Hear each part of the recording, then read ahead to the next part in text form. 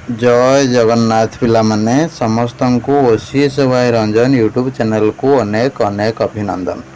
PG entrance result को नहीं आसीगला बहुत ही बड़ अपडेट।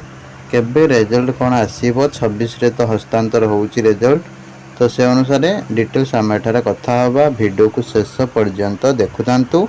ता सहित हमर काउंसलिंग ग्रुप मध्य स्टार्ट हो जाइए। प्रति वर्ष भली ए वर्ष मध्य बहुत सारा पिला जॉइन करले जो मैंने भी करना निश्चित भाव डिस्क्रिप्शन में थी लिंक रे क्लिक करके ऐप को जाइए जॉइन हो जातु जल्दी जल्दी।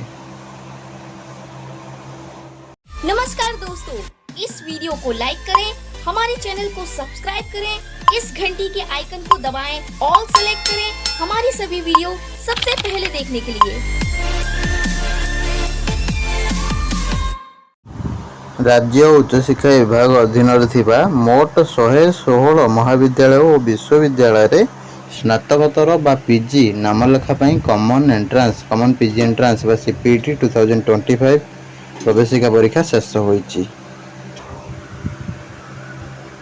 ठीक अच्छे तापर तुम राज्य थिबा मोट 121 महाविद्यालय और विश्वविद्यालय रे 29,732 आसन 62,321 प्रार्थी नाम पंजीकरण करथिले। सेमानक मध्यरु 59,533 देय पैठ करी थिले।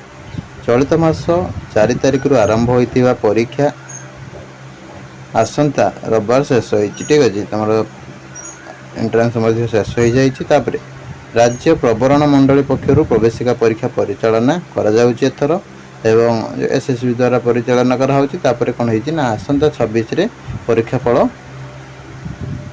एसएसबी द्वारा अक्का को हस्तांतर करा जिवो। उल्टा लिखा है। ठीक अछि, ताको के धरिबनी रे उल्टा लिखा है। एसएसबी कोन करिवो ना खाता देखि अक्का को ठीक अछि दे देबो। कबे अक्का को दे देबो कोन ना होउछि रिजल्ट टा